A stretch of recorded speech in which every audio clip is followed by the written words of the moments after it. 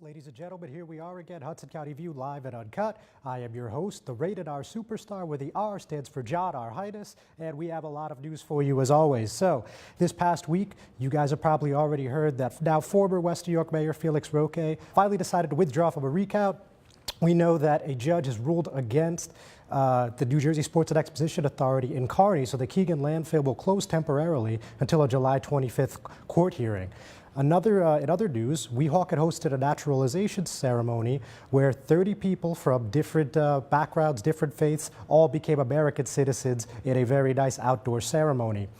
And we're also going to talk to you a little bit about some of the Memorial Day ceremonies across the county, particularly one that my colleague Mark Bucinich was at over in Bayonne. Of course, while we all enjoy the great treats on the grill, time with friends and family, it only is possible due to those who made the ultimate sacrifice. So, of course, all the respect in the world for those who protected and served. So, with that said, we're going to take a quick commercial break. We're going to get back into it, but we're going to be right here with Board of Chosen Freeholders Chairman Anthony Vainieri. It takes more than a state-of-the-art medical facility to make a great hospital. It takes a team of dedicated medical professionals. That's the Jersey City Medical Center, Hudson County's #1 hospital. Medical teams consisting of New Jersey's top doctors, Magnet Award-winning nurses, and accomplished hospital associates, all committed to your good health. That's what you have at the Jersey City Medical Center. Make Hudson County's #1 hospital your first choice. Visit us on the web at barnabashealth.org. Burns Brothers Memorials, Monuments, and Markers, 787 Tunley Avenue, Jersey City. Hudson County's only monument maker, serving all faiths and cemeteries. Design studio and large inventory on site. Cemetery inscriptions and custom orders welcome. Burns Brothers Memorials, Monuments, and Markers, 787 Tunley Avenue, just south of Secaucus Road. Craftsmanship that will last for all eternity. Burns Brothers, Jersey City, Albert H. Hopper, North Arlington. Visit us on the net. Newport, the luxury waterfront community on the Hudson River, offers the quality of life you deserve in 10 high-rise rental towers with amenities such as the on-site Newport Path subway, light rail and ferry service, Newport Town Square, 3 playgrounds, dog run, upscale restaurants, retail giants like Sears, JCPenney, Macy's, and Target. Morton Williams Supermarket is just outside your front door. A health and fitness club, spa, skating rink, and medical facilities are also on site. NewportNJ.com. Enjoy the New York skyline from Newport Town Square. Manhattan is just one path stop away or quick ride through the Holland Tunnel. Nursery and private elementary schools all on site. 12-screen movie theater at the Newport Center Mall. Want to visit Newport? Stay at the Westin or Marriott Hotel. Go to NewportNJ.com for details. Newport has luxurious towers, great restaurants, shopping, New York skyline views, schools, playgrounds, a marina and yacht club, gym, spa, fine wine, fine living. It's incredible. It's you. NewportNJ.com. Newport. Live like you want. And we're back, Hudson County View live and uncut. I'm your host, John Our Highness, and as promised, here is our chairman of the Hudson County Board of Chosen Freeholders, Anthony Vainieri. Freeholder, thanks for coming in. Thank you very much. Very good. Thank you. So I'm sure you've been enjoying these past 2 weeks. It's a little more relaxing than North Bergen election season, if I would say so myself. It's a lot more relaxing. A lot less boring, though. Yeah, it's definitely a little boring, I guess, but I think you guys got a little bit of fodder that'll last into the next election cycle. So when you're looking back at it all, obviously we know it's a rematch with Larry Weinstein back from 2015. It was no secret that he was going to run again. I mean, he made that intention quite clear early on, and we got the result we got. You know, Mayor Sacco got about another 1,000 votes. Larry Weinstein about 500 less, and it was about a 69-31 victory, as you're well aware. Right. So just when you're looking back on the whole campaign, I mean, did anything surprise you? Anything that you made note of, or was it pretty much everything you expected? It was much what we expected because we've focused this last 4 years on areas that he thought he was doing well in. We prevailed in those districts. We won every single district in town, every 39 of them. We beat him in. But, you know, we picked up a lot of people that supported him 4 years ago and that didn't support us 4 years ago because they didn't know of us too much. They just moved in town. He went and gave them his lies and shmeals and shenanigans and promising them the world. And after they figured out what he was, what type of person he was, and he could see how the town's run under the leadership of Mayor Sacco, we picked up a lot of his support from 4 years ago. And that's why we were like 1,000 more and him 1,000 less, in a way. And actually, if you count in the rain, we probably lost about another 1,000 votes. So we would have been close to the 10,000 mark where we wanted to be at. But like I said, we picked up a lot of his supporters, a lot of his supporters. So, obviously it's been a long career that is continuing, as we know, for Mayor Sacco, 10 terms in office, 8 as mayor. As of today, I would assume we both expect him to run again in 2023. Of course, that's many, many lifetimes away. The announcement's coming tomorrow. He's going to announce tomorrow he's running in 2023. Well, of course, that's many, many. Actually, tonight, the HCDO is going to announce it. Yeah, okay. No, but so obviously it's many lifetimes away in politics, but whatever that future holds, what do you think about Larry Weinstein? I mean, look, he's already went at it twice. He backed a ticket back in 2011, even though he wasn't on the ballot. What do you see the future holding for him? Do you feel like he's just going to continue to run? Listen, he can run and run and run all he wants. He's going to continue to lose and lose and lose. The residents of North Bergen know what he is. They know he's a liar. He promises the world to everybody. If you add up his promises in this last election, he probably promised over $400 million in taxpayers' money. Minimum. $200 million just for the school, right at the bat. I mean, he's promising people sidewalks. I mean, doing everybody a sidewalk in town. Come on, it's an impossibility. It's not gonna happen. We're not gonna lie to the residents. You can't do it. If we get federal grants, maybe we could do streets here and there, but you're not gonna concrete everybody's sidewalk in town, which you went around saying. You're not gonna pave every single street in town without any state, we're not going to get any state funding for the streets. It's just not going to happen. He promised over like $400 million in promises. You can add them up. Promise you a job, you a job, you a job. He's crazy. He's nuts. So the residents of North Bergen, they know what he is. They see what he is. I don't see him ever winning ever in North Bergen. He could keep running. It's just great when he runs because we could just crush him and crush him and crush him every single time. He loses everything. He loses his court appeals, loses everything. But he is what he is. He doesn't even live in town, so that's what I tell people all the time. When we focus on people, we go to the houses with like Weinstein signs in the window sometimes. Well, why do you have a Larry Weinstein sign? Well, he gave me $50 or $100 to put it up. Okay, that's the number one answer you get all the time. Number two, they say, well, I only moved in town like maybe a year ago, 2 years ago. He came around. I don't even know what to like about the guy. But anyway, so we're getting a lot of those people back to us. We're winning them over. We're telling them how good the town is, what we're doing, what our structure is, what our school systems, our parks, recreation is like second to none, our snow removal. Town is moving forward. We have a great bond rating. We have stable taxes. So the town is running good. That's why Mayor Sacco has been there so long, and that's why he'll be there again and again and again, as long as he wants to be. So while we're on this topic, obviously we're having a fun discussion about politics, but since you bring up the governmental stuff, what do you think is the biggest changes, if more than one, in town governmentally, where we're looking at, 2015, that May, all the way to now 4 years, here we are today? What do you think the biggest differences are? Well, like I said, a lot of the people that were with Weinstein are with us right now. We're getting a lot of people moving in town. We're getting people moving in from like the Jersey City areas, moving into our waterfront, moving into our buildings on Boulevard East. They're putting their kids in recreation programs. They can see what we do for our kids. They can see our schools being expanded. They can see the platform we have for our schools. So they're liking the town. People aren't really moving out of town and moving into town. So that's a good plus. That's what we see a lot happening all over town. I went to school with people back in the 80s, and they're coming back living in town. They're moving in town. They're moving in our Boulevard East apartments, River Road apartments. And that's a good goal. That's a good goal to look at.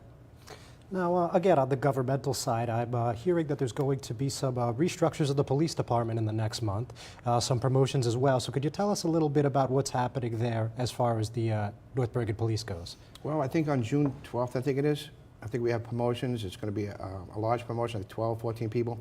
I think one deputy chief. I think we're going to incorporate inspectors, which inspectors is a rank between captain and deputy chief. So I think we're going to make 2 inspectors, and then the lieutenants move up to captain, the sergeants move up to lieutenants. So it trickles up to to the next rank. So we're at the most we ever been in Township of North Bergen, 135 officers ever in the township history, and that goes to great leadership of Chief Dowd, restructuring, being an accredited police department, accredited police chief. Safest, one of the safest cities in the country for our population size. So that's another thing we run on. Safety, crime is low, and our police department is at a top tier. Very good, Freeholder. Now, some people forget they're so used to seeing you, at the ribbon cuttings and such in North Bergen, but of course you're a county official, right? Right. So, something that I know that come up, I think the past two state of the counties was this police academy. So we're on the topic of public safety. Is there any update for us on what's happening in Secaucus? It's still moving forward. We have the facility there, so which is fine because we didn't have to go out and purchase something. The building was there. It was the old juvenile detention center. We had to go out for architectural designs, engineering designs. We had to get state approvals for training systems, the PT trainings. We had to get an area for graduation. All that, factors in. Like, when you have a class graduating, you have to have an area for them to graduate. You have to have a track for them. You have to do, calisthenics outside. Other than just a classroom, you need physical outside. So all that's being looked at right now. We should be up and running soon, about another year or two. This is something I ran out on my first term, trying to get a police academy in Hudson County. And what that does, we won't have to send our recruits out to Bergen and Passaic counties anymore, and Essex counties for trainings. Maybe I think it's like $3,000 per cadet, I think something like that. So we can hold that right here. We can make some money on other counties coming in using our facilities, because if you don't make the June class, you make the January class. We might have like an October class. So if you can't make a June class in Bergen, maybe you make our class in October or September, something like that. It's going to be structure-wise nice. It's going to flow into nice. All right, so you think we'll see some significant movement on that in 2020? There is movement right now. There's definitely movement right now. It should be within the next year or two, without a doubt. Without a doubt. All right, very good. Now, the other big county project that you're obviously aware of is the new courthouse. You remember on our first edition right here in the studio, Tom DeGee spoke a little bit about this. It's a big price tag. I think it's in the $200 to $3 million range.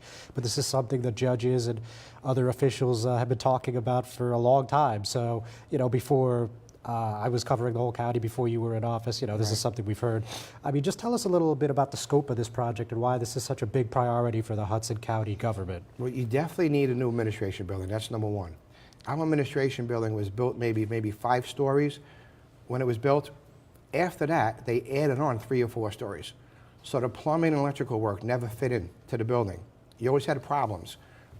If you had leaks in between the wall, you didn't know where it was coming from, because you had another building on top of another building.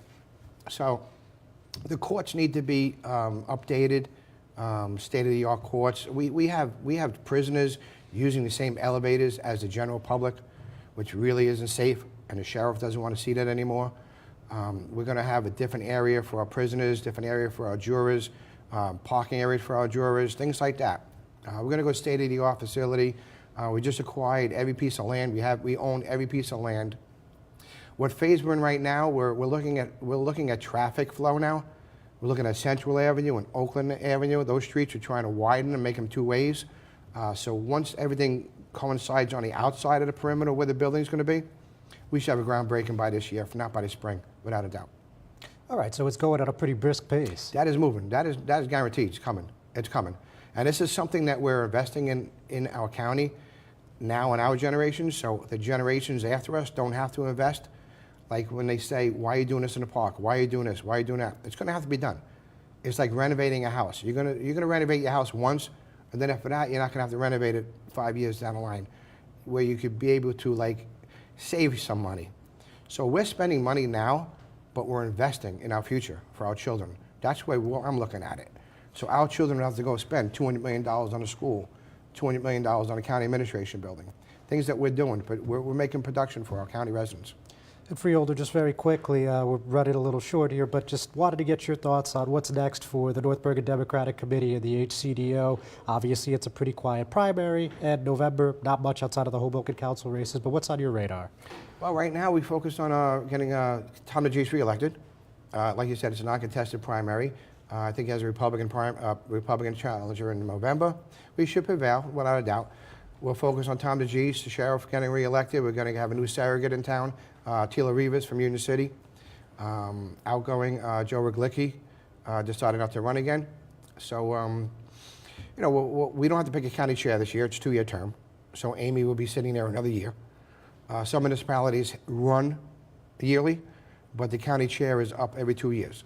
So Amy won last year. She'll be the chair again to next year, 2020, when I'll be on the ballot. All right, excellent, All right. Freeholder. Thank you John, for thank you joining very much. us. Appreciate Ladies it. and Thank gentlemen, you. thanks for watching. We're just going to take a quick break. Don't go anywhere. We'll be right back. The Jersey City Medical Center. You know it for its award-winning, life-saving ambulance service. It's also your health hub, with health and wellness locations staffed with certified professionals all through Hudson County. The Jersey City Medical Center, here to help you with your healthy, here when you need us the most. The Jersey City Medical Center. Visit us on the net to learn more. Jersey City Medical Center, Robert Wood Johnson, Barnabas Health Facility. Let's be healthy together. Good Friend Self-Storage in North Bergen, New Jersey is a fully climate-controlled facility equipped with state-of-the-art security, packing supplies, a Refer a Friend program, and multiple loading docks convenient for commercial use. Located just off of Route 3 at 4301 Tunnelly Avenue, Route 1 and 9. Call 201-867-2444 or visit us on the web today. Good Friend Self-Storage. Let us be your good friend. We're back, Hudson County View, live at Uncut. John Arhitis, thanks for sticking with us. So now we're going to talk a little West New York. So as you guys know, we're in a new administration. We now have Mayor Gabriel Rodriguez, the former commissioner of the Department of Public Safety, as well as DPW and for a short time Revenue and Finance as well.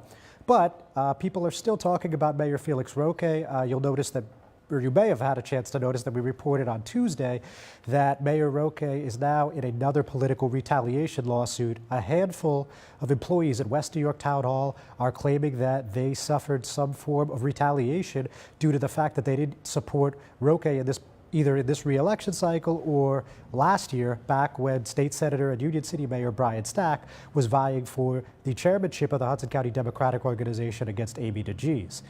Gabriel Rodriguez, Commissioner Cosmo Cirillo, and Commissioner Margarita Guzman went with Amy DeGees, and Mayor Roque went with Senator Stack. And some of these employees are claiming as a result that they were moved, they were victims of, let's just call it, very unpleasant circumstances in Town Hall. And you could read the lawsuit on our website and you could see what we talked about there. But the other thing that makes this interesting is that Mayor Roque had a recount going. You know, he had officially filed at Hudson County Superior Court. And as of Friday, he has dropped that. Judge Peter Pariso, who is the assignment judge at Hudson County, had a previous hearing about 2 weeks or so ago, and he told Roque that he would need to see further evidence for this to continue. And about 2 days later, about 2 days or so later, Roque ended up dropping it. So he was behind Commissioner Yolisi Yanez by 674 votes. And when it came time for the Roque team to show cause, they decided better of it, and that is no longer happening. So, as we talked about at the previous show, and as I already mentioned, of course, we now have Mayor Rodriguez, and we have also seen some new moves in his administration. The business administrator is Jonathan Castaneda. He is also the chair of the West New York Democratic Committee. He's on the Board of Education, and of course, he was the campaign manager for the New Beginnings West New York team, which was headed by Rodriguez. Joining him is Luis Baez. He is now the Municipal Assistant Administrator, and this is a position that did not previously exist under Roque, though it is possible that they may not have a confidential aide or chief of staff in the mayor's office, though that remains to be seen. Baez was actually originally attached to the lawsuit that I was just speaking about that was filed on Election Day in U.S. District Federal Court in New Jersey, but a week ago he withdrew from the suit, dismissed actually, and he has since got this new position in the mayor's office, a pretty, what sounds like a pretty important position at Town Hall.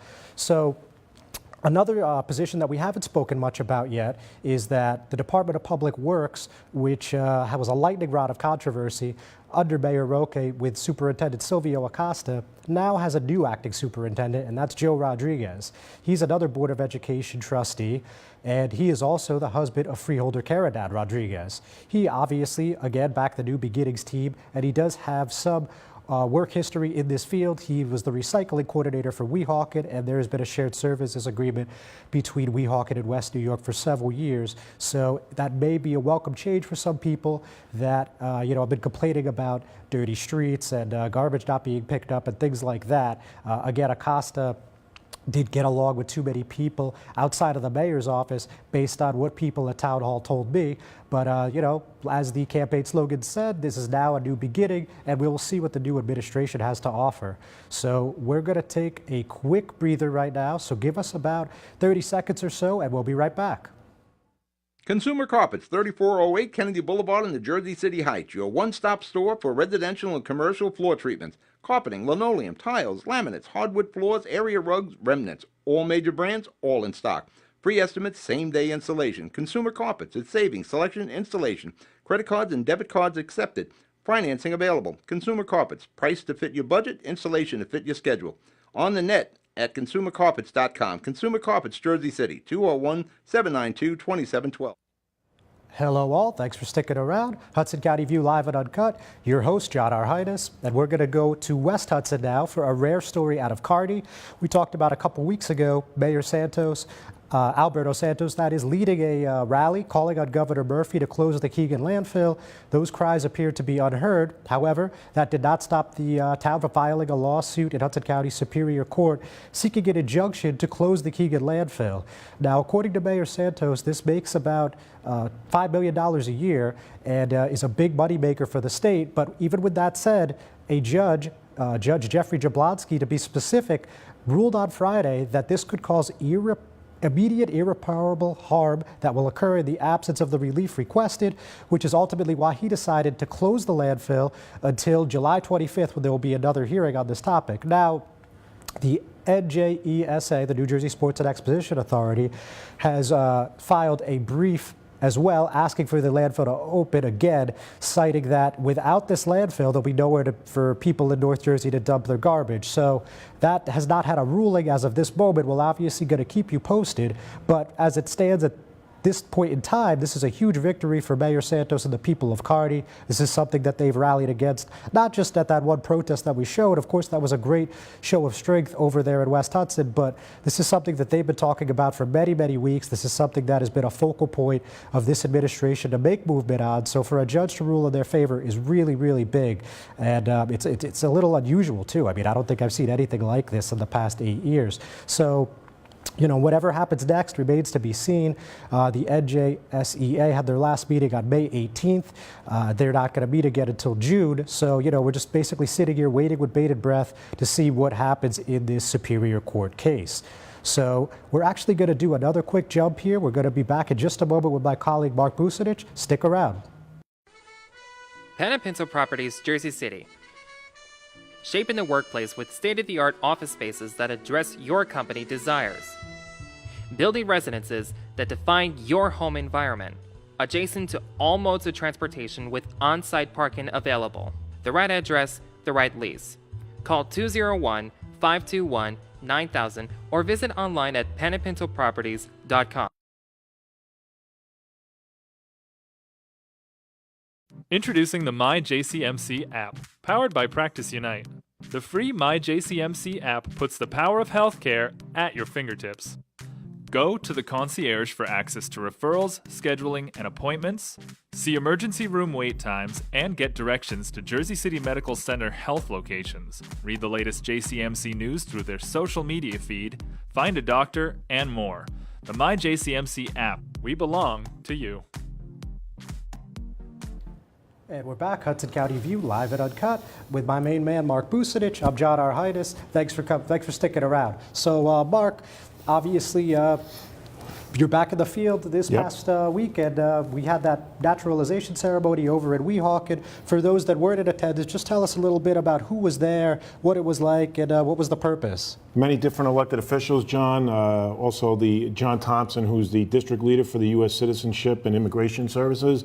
Some of those elected officials included Weehawken Mayor Richard Turner. Looked like he was the MC, right? He was, yes.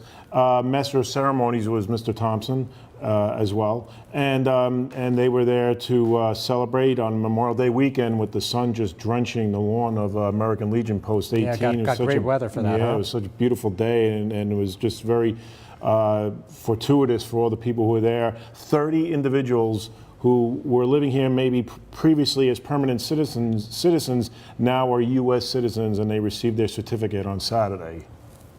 Very good, Mark. And just anything else that caught your attention? I mean, it looked like a really emotional day for some of these families. It really did. It was so interesting. I mean, from 17 countries, so diverse, right? China, Algeria, Puerto Rico, Dominican Republic, Colombia, Argentina.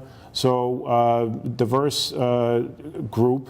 Who are now citizens here, and we had a chance to interview a couple of them. One of them was Shi Wang from China, originally from China, who said he came here because of great educational opportunities, and he said that he hopes to not only be able to give back to the country by pursuing his degree and working in the private sector, but also to make life better for himself and his family.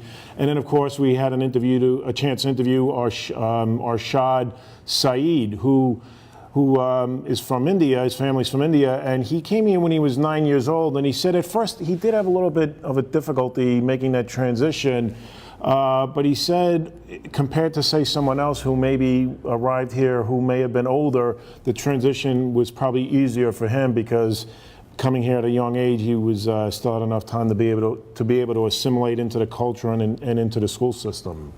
Very good, Mark. And I noticed that Mayor Turner mentioned a couple times that one of the most important things about becoming a citizen in typical HCDO fashion is voting. So maybe he did. Maybe before we know it, will that voter block, that Democratic voter block here in Hudson County is going to get a little bit bigger? Well, we hope so, John, especially after if we look at the total vote counts in the West New York and North Bergen elections, I think in North Bergen it was only 20% of the population that voted, so hopefully that turnout will be better next time. Yeah, West New York also, quite low, but, not unusual. So I also wanted to give you a second on a different note to talk about the Memorial Day ceremony in Bayonne. It looked like a pretty fun event from what I could see. Yeah, another beautiful day. Of course, the start off of this week starts off with rain, but yesterday was another beautiful day in Hudson County. And for the 101st time, Bayonne held its annual Memorial Day parade, and just like as we did last year, we Facebook Live the whole event so that our viewers who maybe couldn't be there physically could at least watch the parade from their phone or their desktops before heading out yesterday for a barbecue. And so many different organizations, including the Bayonne High School Marching Band, Bayonne Fire Department and Police Departments, the Veterans of Foreign Wars. And interestingly, we did have a chance, we did interview Mayor Jimmy Davis, who thanked the Bayonne Memorial Day Parade Committee for working in concert with the Mayor's office and the City Council to pull off yet another Memorial Day Parade. But we had a chance to interview a Korean War veteran, Nick Cutler, who served in Korea from 1950 and 51, and he said he was lucky to survive because of maybe a lot of people don't remember this, but it wasn't just the U.S. and UN troops against North Korean troops, but the Chinese had crossed the border to help out the North Korean troops fighting the U.S. and the UN, and he said he was lucky to survive. And the last note is he was hoping to see a fellow Marine, fellow Bayonne resident that he knew from long ago from serving in the military, Lou Giovanni. But just after we interviewed Nick, a speaker who was announcing all the participating organizations as they were walking by and marching by the elected officials on stage, the speaker said that unfortunately and sadly, Lou Giovanni now is under the care of home hospice. Well, listen, that's a very good interview that you got. I thought that was a nice grab, and unfortunate with Mr. Giovanni, but certainly God bless them and everyone else for their service. Indeed. Mark, always Thanks a pleasure, again, John. my friend. Thank you. Ladies and gentlemen, always a pleasure and a privilege to speak to you. Thank you for tuning in again. We'll be back next week. Have a fantastic week.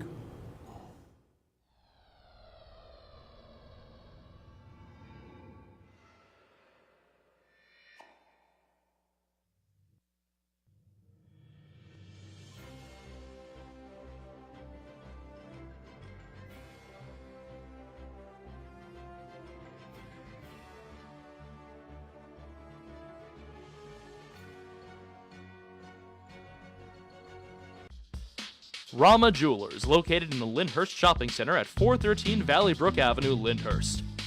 Come for all your jeweler needs at Rama Jewelers, where you will find a fine selection of necklaces, earrings, rings, and bracelets. Choose from one of our complete sets, our many signature items, or find the perfect engagement ring. Come on down. That's Rama Jewelers at 413 Valley Brook Ave, Lyndhurst. Call 201-939-5784 or visit us online today.